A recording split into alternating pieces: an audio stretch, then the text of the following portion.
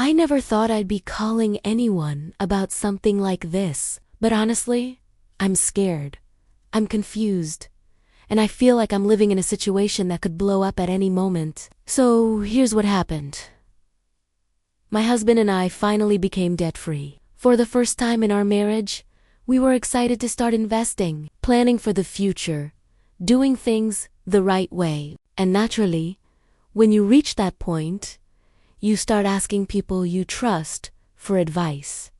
In our case, that was my in-laws. They told us, very confidently, that we should use the same investment platform they've been using. They made it sound like this great family strategy, something that had worked so well for them that we should just follow their lead. So we tried. We sat down one evening, ready to open the account, and typed in all the usual information. And then something popped up on the screen that stopped us both. It said my husband's social security number was already in use. At first, we thought maybe it was a glitch. Maybe he set something up years ago and forgot. But no, it wasn't anything he recognized. When he asked the company about it, they told him the account under his name had been active. Investments were being made, deposits, withdrawals, taxes,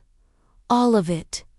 And the kicker, they'd been sending us refund checks for the taxes we were supposedly paying on these investments. Checks that made no sense because we never signed up for any of this. When we asked more questions, the reaction from his parents wasn't confusion. It was panic. Panic directed at us. They told us not to dig into it, not to call the company, not to ask questions. It's for your future, they said. We're helping you. But it didn't feel like help. It felt like a giant red flag waving right in our faces. Because how do you help someone by opening financial accounts in their name without their knowledge? How do you justify making investments with someone else's social security number? How do you tell your grown son not to investigate transactions that could legally tie him to fraud? And the more we pressed, the more defensive they got. We're doing this for you. You don't understand how this works. Just trust us. Stop asking questions. It reached a point where every hair on my body stood up because I knew deep down we weren't dealing with a misunderstanding. We were dealing with something deliberate, something big, and something very, very illegal.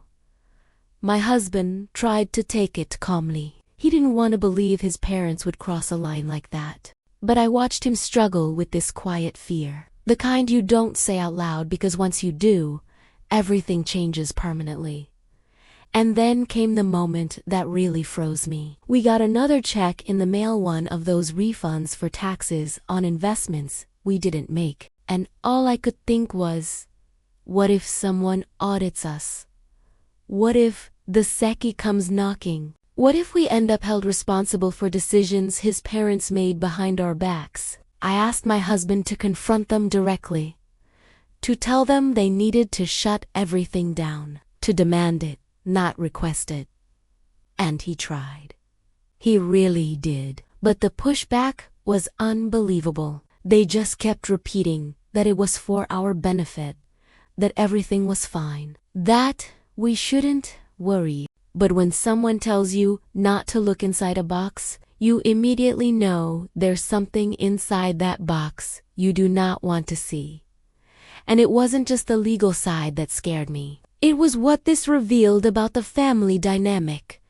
The secrecy, the manipulation, the way they expected us to just stay quiet and go along with whatever they decided. Like our future wasn't ours. Like our names, our identity, our legal records were just tools for them to use however they wanted. I knew we couldn't keep pretending. I told my husband, "You need to call them and tell them they have to close every account, stop everything, send proof, and if they don't, we go to the police." But even then, he hesitated. Not because he agreed with them, but because sometimes the hardest person to stand up to is your own parent. But avoiding this isn't going to protect us. If anything, avoiding it is what could destroy us. You don't play around with identity theft. You don't play around with fraudulent investments. You don't play around with federal agencies. And you definitely don't play around with people who think they're doing you a favor while putting your entire future at risk. The part that keeps me up at night, I don't think this is the only account. I don't think this is the only thing they've done. Their panic told me everything I needed to know, because people who have nothing to hide don't act like that. So, here I am, speaking up, because my fear finally outweighed my silence. Because I can't keep pretending this is normal or harmless or something that will magically fix itself. My husband and I need to be independent financially, legally, emotionally, from whatever this is. We need answers. We need boundaries. We need to reclaim our own names. I don't know how this ends. I honestly don't. But I do know this. The line has been crossed, and we can't unsee it. And if protecting ourselves means upsetting the people who caused the problem, then that's just what has to happen, because no matter how helpful someone claims to be, nothing about this is help. This is fraud. This is control. And this is the moment my husband and I choose our future over their secrets.